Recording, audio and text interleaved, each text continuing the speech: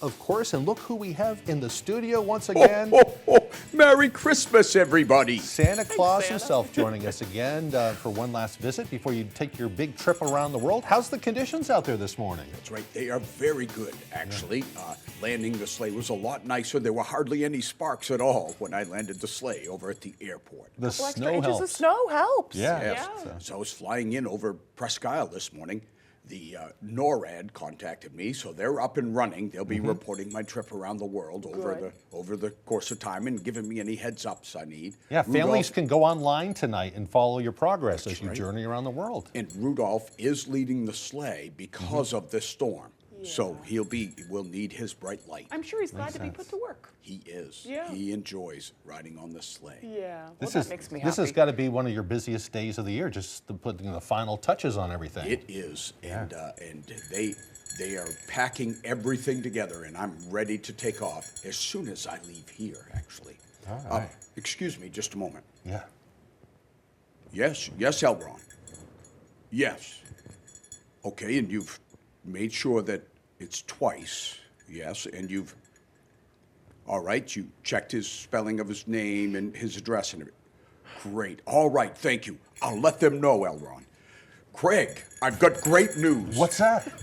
You made the nice list. Yes! Boom. Elron was eating his Captain Crunch this morning, and he said your name popped up. That is and fantastic. he immediately went over, made sure that I had checked the list twice, and he checked your address and your spelling, and sure enough, I knew was it. you. I knew it. I knew you could do it. I have been working hard on my He's behavior been this nice. year. He's Very been really nice. Yeah. Yeah. Well, thank you, Santa. You made my day.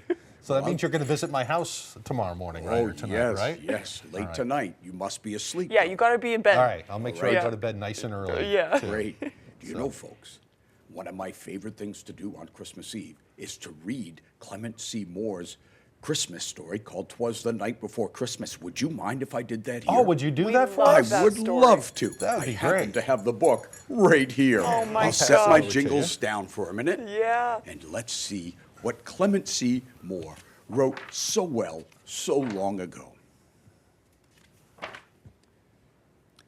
'Twas the night before Christmas, when all through the house not a creature were stirring, not even a mouse. The stockings were hung by the chimney with care, in hopes that St. Nicholas soon would be there.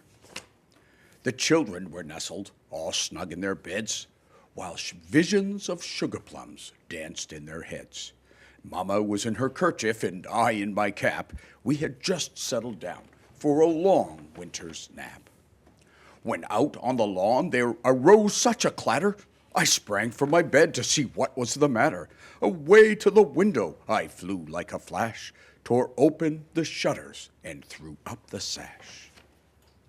The moon on the breast of the new fallen snow gave the luster of midday to objects below. When what to my wondering eyes should appear but a miniature sleigh and 8 tiny reindeer. There was a little old driver, so lively and quick, I knew in a moment it must be Saint Nick.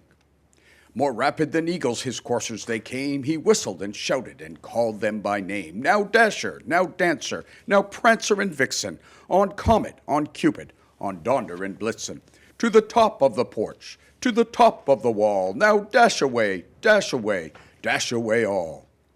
As dry leaves that before the wild hurricane fly, when they meet with an obstacle mount up to the sky, so up to the housetop the coursers they flew, the sleigh full of toys, and St. Nicholas too.